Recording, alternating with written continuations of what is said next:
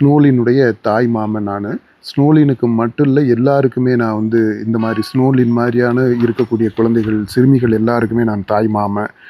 எல்லாருமே என்னுடைய இரத்த உறவு, கூட பொறந்தவங்க அப்படின்லாம் சொன்னாரு. இந்த இரத்த உறவுக்கு இன்னொரு வீடியோவுல வருவோம். இப்போ இந்த ஸ்னோலின் இத எடுத்துக்கிறோம். இந்த தாய் மாமனா இருக்கிறதுல நல்ல விஷயம் தான். நமக்குமே சந்தோஷம் தான்.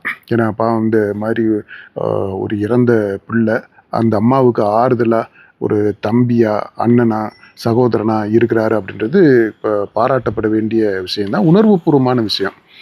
ஆனா, இந்த ஸ்னோலின பத்தி பேசின அந்த விஜய், இந்த ஸ்னோலின கொன்னாங்க இல்லையா? அந்த கேஸ் இருக்குது இல்லையா?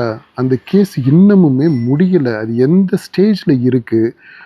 இவரு அக்கா இருக்காங்கல்ல, அந்த ஸ்னோலினோட அம்மா. அவங்களுக்கு நீதி கிடைச்சிருச்சா? இன்னைக்கு வரைக்கும் கிடைச்சிருக்கா? கிடைக்கிறதுக்கான வாய்ப்புகள் இருக்கா? சாத்தியங்கள் இருக்கா? அதுக்கு இவரோ, இவருடைய தாவேக்காவோ என்ன இதுவரைக்கும் செய்திருக்கிறாங்க? அப்படின்ற ஒரு கேள்வி வருது. அத பத்தி அவர் ஒண்ணுமே சொல்லல. இதுவரைக்கும் அந்த கேஸ் நடந்துகிட்டு தான் இருக்கு. இன்னும் அந்த இறந்த குழந்தைக்கு நீதி கிடைக்கல. அது 1. 2வது, இவரு அந்த இறந்த பிள்ளைக்கு தாய்மாமன்னு சொல்லக்கூடிய அவரு, இவருடைய மருமகள கொன்னு அந்த வாயிலேயே சுட்டுக் கொன்ன அந்த அரசு, அந்த அரச பற்றி ஒரு வார்த்தை கூட விமர்சிக்கல அந்த நிகழ்வுல.